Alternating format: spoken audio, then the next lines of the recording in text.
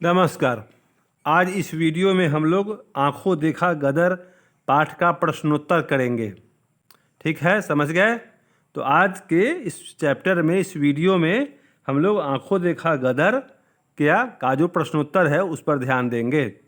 प्रश्न क्या क्या हैं पहले उनको देखते हैं, तब उनका उत्तर क्या क्या होगा इसके विषय में सोचेंगे। तो सबसे पहला प्रश्न हमारा है, अंग्रेज़ों को किले को समझने में कितने दिन लगे, फिर उन्होंने क्या किया। तो इस प्रश्न का उत्तर है कि अंग्रेज़ों को समझने में 3 दिन लगे। अंग्रेज़ों को किले को समझने में 3 दिन लगे। रात होने पर उन्होंने सब ठिकाने साधकर साधारण मोर्चे बांधे और 4 घड़ी रात रहे। किले के पश्चिमी बाजू पर अंग्रेज़ों की दक्षिण तरफ की गरनाली तोप चलने लगी। मतलब 3 दिनों में जब वो समझ गए तो उनकी सुरक्षा व्यवस्था मजबूत हो गई और उन्होंने गरनाली तोप से आक्रमण कर दिया जो वायव्य दिशा में था। इधर ठीक है। तो ये आपको प्रश्न संख्या 1 का उत्तर हुआ कि अंग्रेज़ों को किले को समझने में कितने दिन लगे, तो 3 दिन लगे। उसके बाद उन्होंने आक्रमण कर दिया जो आक्रमण प्रभावी रहा। लक्ष्मीबाई को पहली बार निराशा कब हुई? लक्ष्मीबाई को पहली बार निराशा तब हुई जब अंग्रेज़ों को यह भेद मालूम हो गया कि कहाँ से किला असुरक्षित है और तब उन्होंने उस पर आक्रमण कर दिया। किसी भेदिए के बताने के कारण जब यह बात रानी को समझ में आई तो रानी साहब को बड़ा दुख हुआ और निराशा की पहली सीढ़ी से उनका पैर लगा। प्रथम बार उनको निराशा महसूस हुई। ये दूसरे प्रश्न का उत्तर हुआ। जब रानी को यह पता लगा कि अंग्रेज़ महल की सुरक्षा को भेदने में सफल हो जाएंगे, किसी भेदिए ने राजमहल का न्यूज़ समाचार की गोपनीय सुरक्षा व्यवस्था अंग्रेज़ों को पहुंचा दी थी किसी भेदिए ने, तब जाकर के अंग्रेज़ सफल हो गए। इस प्रकार से जब यह समाचार रानी को पता चला तो रानी को पहली बार निराशा हुई। शहर में गोले पड़ने से आम जनता को क्या क्या कष्ट होने लगे? शहर में गोले पड़ने से आम जनता को क्या क्या कष्ट होने लगे? तो आम जनता को कष्ट बहुत सारे हुए। जैसे गोले जब चले अंग्रेज़ों को मारने के लिए तो गोलों पर लिखा हुआ नहीं था कि केवल अंग्रेज़ों को लगेंगे। रास्ते में यदि वो किसी आम आदमी के घर पर भी गिर गया तो उनका घर टूट गया। किसी व्यक्ति के माथे पर गिर गया तो उसका माथा फूट गया। इसी प्रकार से किसी के हाथ पैर पर गिर गया तो उसका हाथ पांव टूट गया।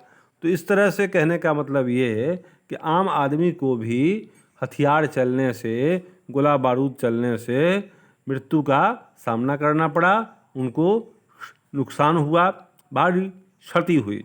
तो गोले पड़ने से आम जनता को ये सारे कष्ट हुए। किसी के घर टूट गए, सड़कें अस्त व्यस्त हो गई, इस तरह से किसी की मृत्यु हो गई।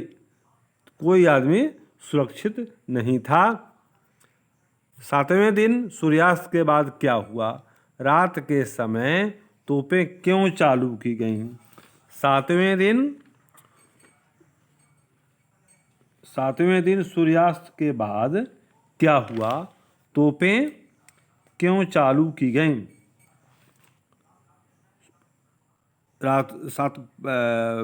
पांचवा सिपाहियों को नहीं। 7वें दिन सूर्यास्त के बाद क्या हुआ? रात के समय तोपें क्यों चालू की गईं? इसका है 7वें दिन सूर्यास्त के बाद पश्चिमी मोर्चे की तोप बंद हो गई। ठीक है, वहाँ कोई ठहर ही न पाता था और शत्रुओं की तोपों ने हमारा वह मोर्चा भी तोड़ डाला। किसका? झांसी की रानी का। रात में कुशल कारीगरों को चुपचाप बुर्ज पर चढ़ाया गया। ईंटें और गाड़ा वगैरह नीचे से ऊपर पहुंचाने के लिए मनुष्यों की नसेनी सी खड़ी कर दी गई, सेना सी लाइन लगा दी गई। कारीगर भी बड़े ही चतुर और अपने काम में निपुण थे। दुश्मनों को आहट भी न मिली और रातों रात मोर्चा बांधकर तोप चालू कर दी गई। उस समय अंग्रेज गाफिल पड़े थे, उनका बड़ा नुकसान हुआ और पहाड़ भर तक उनकी तोपें 2 तोपें बंद पड़ी रहीं। ये आपको हुआ। उसके बाद ये सिपाहियों को जब लगा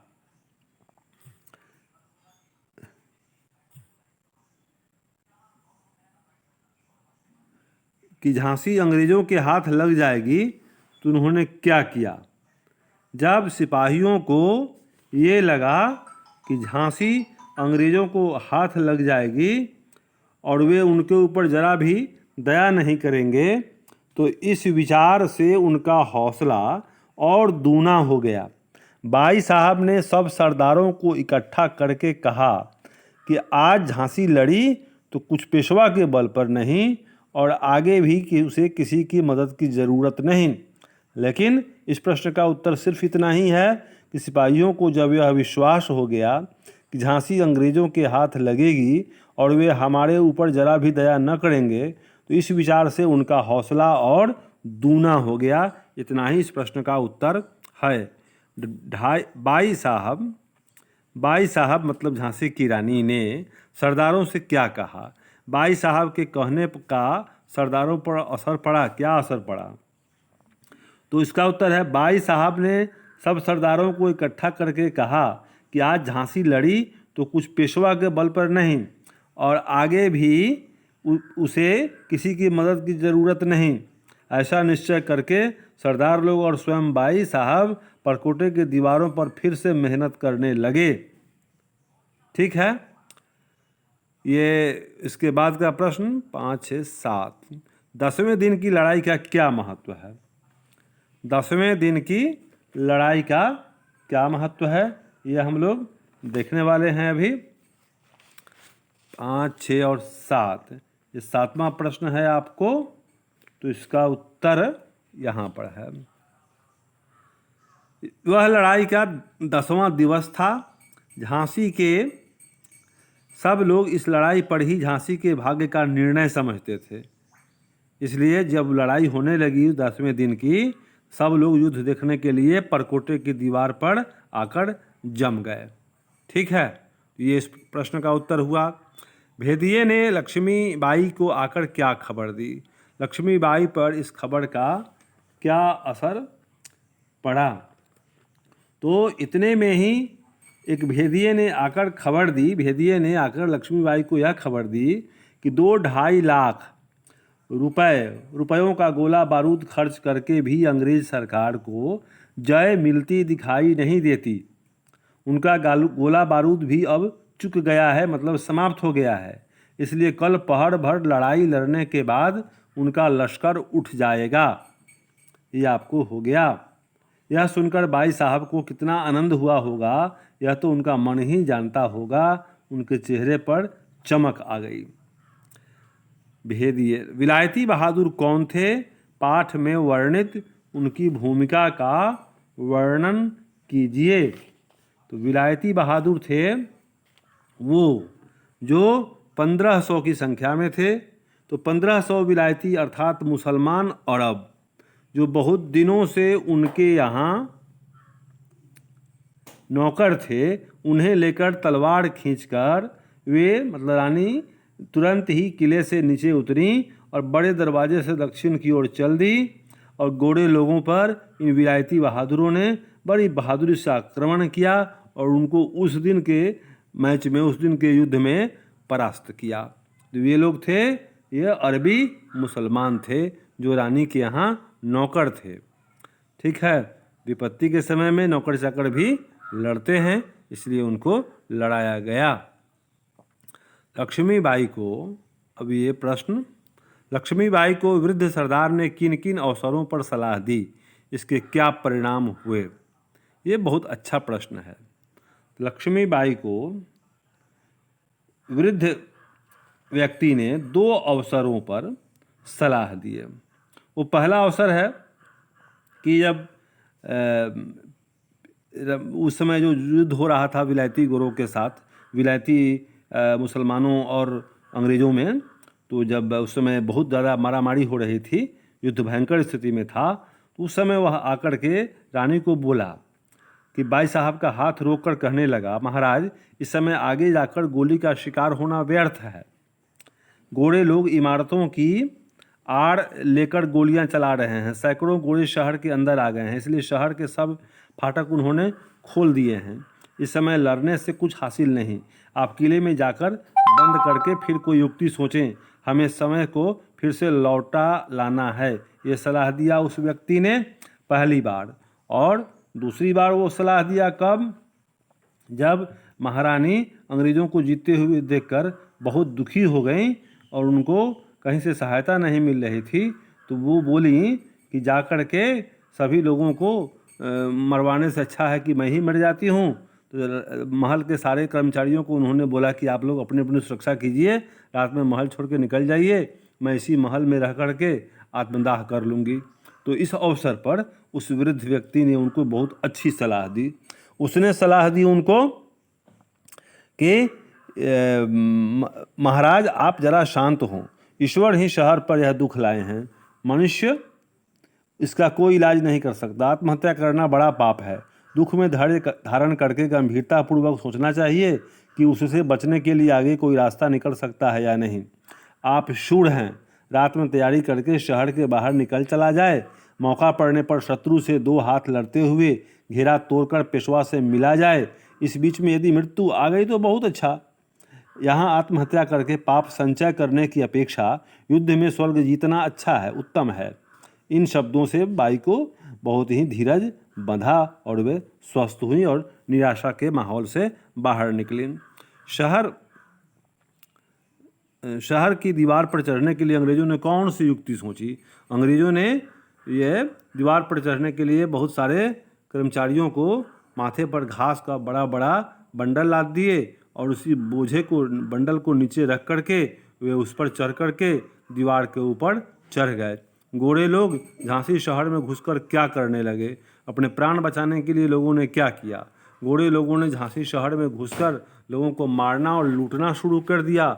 महिलाओं के साथ बहुत बुरे बर्ताव किए और जो भी जहां मिला 5 से 75 साल का व्यक्ति सबों को उन्होंने मार डाला और लोग जान बचाकर भागने लगे। ये दृश्य था। जब गोरे झांसी शहर में आए तो उन्होंने आक्रमण किए, बहुत जोरदार आक्रमण, और लोगों को मार डाला। जो भाग पाए सो भाग पाए, नहीं भाग पाए वो सभी स्वर्गलोक को प्राप्त हुए। तो इस प्रकार से हम लोग देखते हैं कि गोरों ने झांसी शहर पर बहुत अत्याचार किया। उनका युद्ध करने का तरीका बड़ा भयानक और निर्दयतापूर्वक था। ये हम लोग पढ़े अब तक। अब देखिए 13वां प्रश्न संख्या 13। प्रश्न संख्या 13 में है, मैं महल में गोला बारूद भरकर इसी में आग लगाकर मर जाऊंगी। लोग रात होते ही किले को छोड़कर चले जाएं और अपने प्राणों की रक्षा के लिए उपाय करें। लक्ष्मीबाई ने ऐसा क्यों कहा? इस कथन से उनके व्यक्तित्व का कौन सा पहलू उभरता है? अपने शब्दों में लिखिए।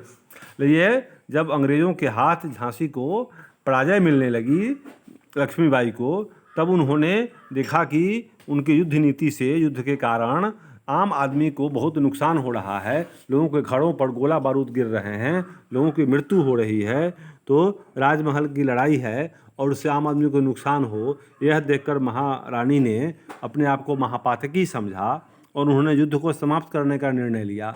और इसीलिए उन्होंने सभी लोगों को बोला कि वे लोग महल छोड़कर रात में कहीं बाहर निकल जाएं और वो खुद उसी महल में रहकर अपनी आत्महत्या कर लेंगी। तो ये इस विचार से ये उभरता है कि महारानी जनोन्मुख थी। वो आम जनता का बहुत ख्याल रखती थी। वो ये नहीं चाहती थी कि युद्ध जीतने के लिए आम जनता को कोई किसी तरह का डैमेज हो, नुकसान हो। इसलिए उन्होंने ऐसा निर्णय लिया। इससे महारानी के व्यक्तित्व का प्रजातांत्रिक पहलू उभरता है कि वो जनोन्मुख थी। वो आम जन की सुरक्षा को सर्वोपरि समझती थी, अपने स्वार्थ से भी ऊपर। यहाँ आत्महत्या करके 5 पाप संचय करने की अपेक्षा युद्ध में स्वर्ग जीतना उत्तम है। वृद्ध सरदार के इस कथन का लक्ष्मीबाई पर क्या प्रभाव पड़ा? वृद्ध सरदार ने जब महारानी को समझाया कि आत्महत्या करना पाप है, इससे कहीं बेहतर है युद्ध में लड़ते हुए स्वर्ग में स्थान प्राप्त करना, तो इससे महारानी की निराशा दूर हुई और वे युद्ध करने को तैयार हो गई। ये बहुत ही अच्छी सलाह थी। उस वृद्ध सरदार की, जिसने महारानी को आत्महत्या करने से वंचित कर दिया। मैं आधा सेर चावल की हकदार, मेरी ऐसी राण मूढ़ को विधवा धर्म छोड़कर यह सब उद्योग करने की कुछ ज़रूरत नहीं थी, परंतु धर्म की रक्षा के लिए जब इस कर्म में प्रवृत्त हुई हूँ तो इसके लिए ऐश्वर्य, सुख, मान, प्राण सबकी आशा छोड़ बैठी हूँ। लक्ष्मीबाई के इस कथन की सप्रसंग व्याख्या करें। यह है कि लेखक से महारानी उस कुएं पर बात कर रही है जहाँ पानी पीने का अवसर मिला था लेखक को लक्ष्मीबाई के साथ। तो लक्ष्मीबाई ने इनका परिचय पूछा कि आप कौन हैं, तो इन्होंने बताया कि मैं ब्राह्मण हूँ और यहाँ दक्षिणा की उम्मीद में आया था और फंस गया। तो महारानी बोली कि ठीक है, मैं वहाँ जा रही हूँ कालपी, तो आप वहाँ भी आए मेरे सामने और आपको दक्षिणा मैं दूंगी। और वो बोले कि मैं तो राण हूँ, मुस्मात हूँ, विधवा हूँ, मुझे ये सब करने की क्या ज़रूरत थी, महिला हूँ, लेकिन ऐसी स्थिति आ गई है कि मुझे लड़ना पड़ रहा है, युद्ध करना पड़ रहा है, तो इसलिए जो सामने चूँकि जो मैदान है उसमें भागना ठीक नहीं है, इसलिए मैं लड़ाई कर रही हूँ। ये बात महारानी ने शेयर किया हमारे लेखक श्रीमान जी को। प्रश्न संख्या 16, आप विद्वान हैं अतः मेरे लिए पानी न खींचें। लक्ष्मीबाई के इस कथन से उनके व्यक्तित्व के कौन सा पहलू उभरता है? इस कथन से लक्ष्मीबाई के व्यक्तित्व का यह पहलू उभरता है कि वो पढ़े लिखे लोगों का, ब्राह्मणों की इज्जत करती थी, को प्रतिष्ठा देती थी। ये आम जनमानस में ये धारणा है कि ब्राह्मणों से या पढ़े लिखे लोगों से कोई छोटा काम नहीं करवाना चाहिए, कोई पानी भरने का काम नहीं करवाना चाहिए, तो ये उनका अपमान होता है। इसलिए महारानी को जब पानी भर के लेखक महोदय देने लगे तो उन्होंने मना किया कि आप न मत भरिए पानी, मैं खुद ही पानी खींच लेती हूँ कुएं से, क्योंकि आप पढ़े लिखे विद्वान हैं, आपसे यह करवाना पाप होगा। कालपी की लड़ाई का वर्णन लेखक ने किस तरह से किया है? कालपी की लड़ाई का वर्णन युद्ध के तीसरे दिन सिपाहियों ने क्या किया? तो ये प्रश्न है आपको, ये प्रश्न संख्या 17 है। तो कालपी की लड़ाई में अब हम लोग आते हैं कि इस कालपी की लड़ाई में क्या हुआ। तो ये कालपी में 3 दिन लड़ाई चली। पेशवा की फौजें लड़ाई के लिए बेकार हो चुकी थीं। दिल्ली, लखनऊ, झांसी वगैरह में अंग्रेज़ों की जय होने से गदर वाले बहुत कुछ निराश हो चुके।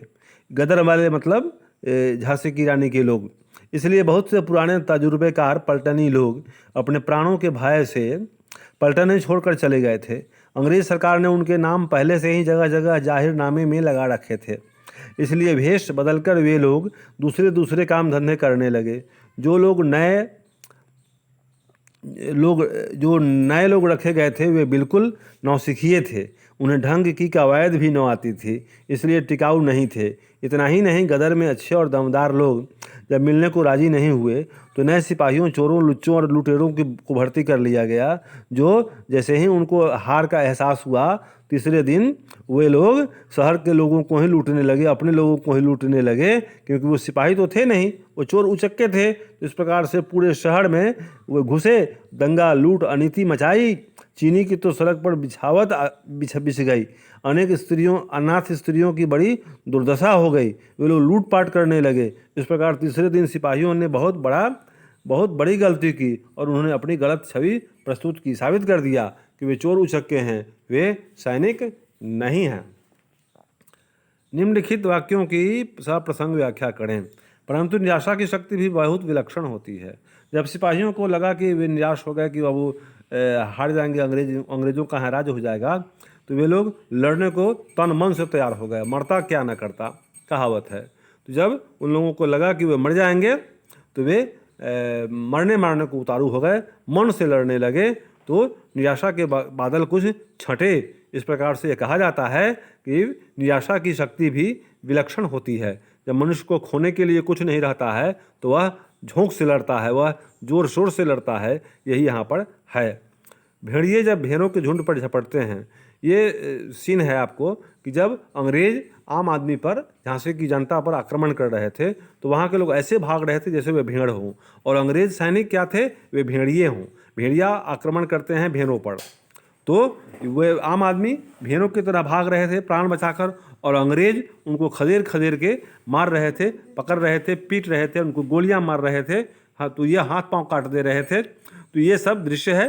तो जब ये अंग्रेज़ों और भारतीयों के, झांसी की रानी के लोगों के बीच के युद्ध का दृश्य है।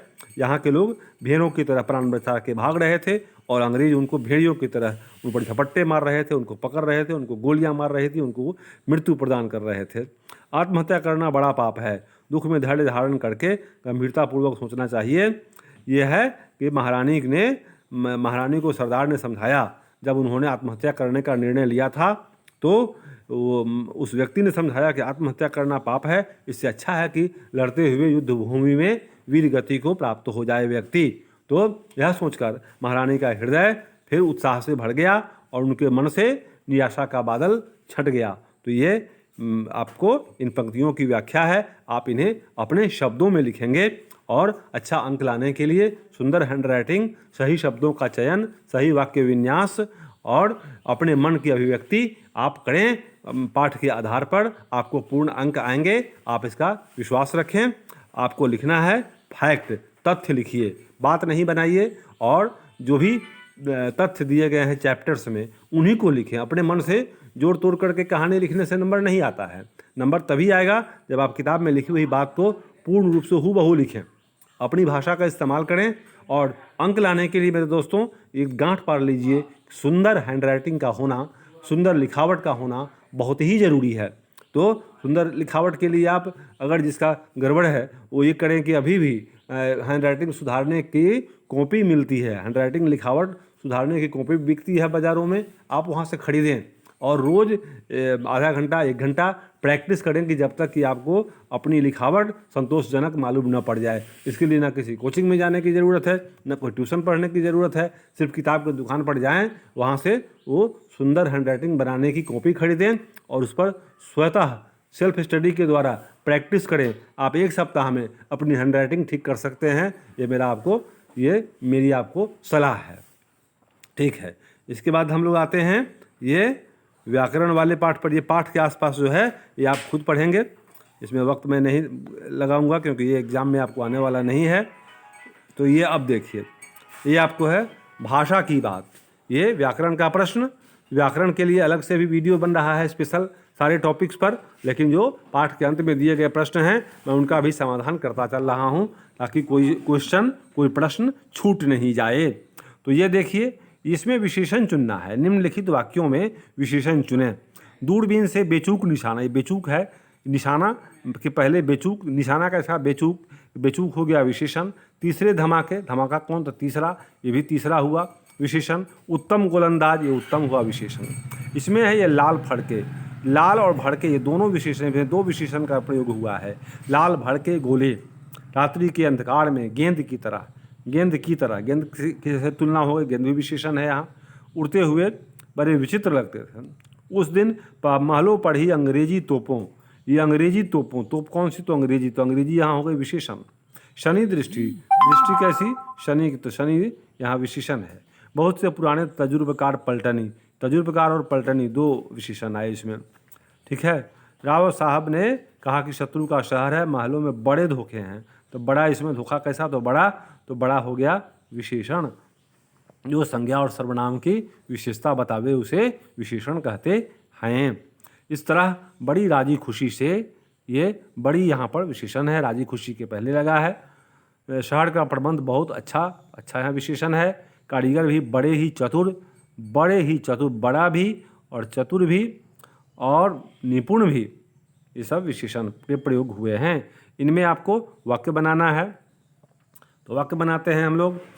हलचल मच गई, वाक्य बनाना चाहिए तो सीधे कोई वाक्य बनाने से नहीं होगा, उसके लिंग निर्णय के आधार पर ही वाक्य बनाना चाहिए कि वाक्य पूर्ण हो, जिसका अर्थ हो। तो वहाँ पर हलचल मच गई, उसकी हौल दिली देखने लायक थी, जगह की नाकाबंदी की गई, मकान जर्जर हो चुका था, किले का बुर्ज टूट गया, उसका भाग्य अच्छा है, उसका दूरबीन खराब हुआ, उसकी मंजिल दूर है, वह भिक्षुक सो गया, उसका किला ध्वस्त हो गया, वह धूल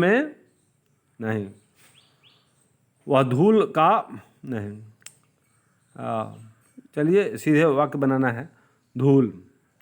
वह धूल में मिल गया, ठीक है, इसमें लिंग नहीं हुआ, वह धूल में मिल गया। धूल पुल्लिंग है?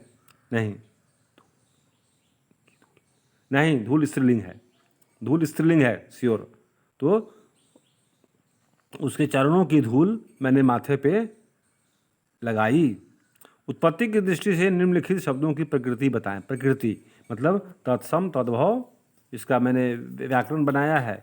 प्लीज़ आप व्याकरण में जो इस पर वीडियो बना है शब्द पर, उसको आप देखें, उससे आपको बहुत ही सहायता मिलेगी। इसमें है कि भाई कौन तत्सम है, तद्भव है, देशज है, विदेशज है, शंकर है, वो कैटेगरी में छांट देना है। तो चैत क्या है? चैत है आपको तद्भव, ग्रीष्म तत्सम, नागरिक तद्भव, पलटन विदेशी, वायव्य, वायव्य हो गया तत्सम, संस्कृत का है जो कहते हूँ हिंदी में। बहादुर तद्भव, शहर, शहर हो गया विदेशी, बम्बो ये देशज, तंबू, तंबू हो गया, तंबू कहते हैं इसको, ये तंबू गाड़ देते देशज है। नाकाबंदी ये तद्भव, परकोटा, परकोटा है आपको, ये परकोटा को कहेंगे विदेशी। फौज, फौज है विदेशी। दालान विदेशी। किला तद्भव, खबर विदेशी। गली तद्भव, तहखाना विदेशी। प्राण, प्राण है तत्सम, तत्सम, ब्रह्मावर्त तत्सम। ठीक है, अब इसके आगे देखते हैं। सारी हकीकत सुनकर सबके पेट में पानी हो गया, मतलब सब बेचैन हो गए। जब आप दौड़ने लगते हैं तो पेट दर्द करता है, सब पेट में पानी हो गया मतलब है सभी बेचैन हो गए, हड़बड़ा गए। हमारे प्राण भीतर ही भीतर घुटने लगे। यहाँ पेट में पानी होना और प्राण घुटना का क्या अर्थ है? सभी लोग इतने डर गए, बेचैन हो गए, नहीं समझ पा रहे थे कि अब क्या होगा। तो पेट में पानी हो जाना मतलब बहुत ज़्यादा घबरा जाना, और प्राण घुटना मतलब अनिर्णय की स्थिति में होना, क्या करें क्या ना करें, प्राण घुट रहा है मेरा। इन मुहावरों के प्रयोग के बिना इस वाक्य को इस तरह लिखें कि अर्थ परिवर्तित, इन मुहावरों के प्रयोग के बिना इस वाक्य को इस तरह लिखें कि अर्थ परिवर्तित ना हो। ठीक है, वाक्य को लिखना है बिना इनके प्रयोग के। तो सारी हकीकत सुनकर सब के सब बेचैन हो गए, वे लोग बहुत घबरा गए, लगा कि अब मरेंगे कि तब मरेंगे। लिख दिया मैंने। सर का, इसके लिए थैंक यू बोलिएगा प्लीज़, कमेंट में लिख दीजिएगा थैंक यू। सर का लिया मुहावरा का क्या अर्थ है? सर कर लिया मतलब जीत लिया। ठीक है, पाठ से अलग वाक्य में प्रयोग करें। मैंने अपनी मेहनत से परीक्षा का अच्छा रिजल्ट सर कर लिया। परीक्षा का अच्छा परिणाम सर कर लिया मतलब प्राप्त कर लिया। सींग समाना का मतलब है जहाँ भी संभव हो घुसना, जहाँ भी बचने का जो भी साधन हो उसको स्वीकार करना, यह मतलब है। तो जब अंग्रेजों ने आक्रमण किया तो झांसी के लोग जहाँ तहाँ घुस गए, जहाँ भी सिंह समा सके वहाँ वे समा गए। मतलब जहाँ जो भी संभव था उसे पकड़ा, उसे स्वीकार किया, जो भी हो सका सो किया। इस पाठ में प्रयुक्त मुहावरों का सावधानी के साथ चयन करें। बहुत सारे मुहावरे हैं, आप इनको खोजेंगे। वैसे मुहावरे के लिए मैं अलग से भी वीडियो बनाऊंगा। धन्यवाद, आपने इसको देखा। प्लीज़ शेयर, लाइक, सब्सक्राइब और कमेंट भी करोगे, जैसा लगेगा वैसा। यह आपका कमेंट मेरे लिए सलाह है, मैं उसे सर आँखों पर रखता हूँ, इसलिए प्लीज़ कमेंट करो। थैंक यू, धन्यवाद। आपका दिन मंगलमय हो।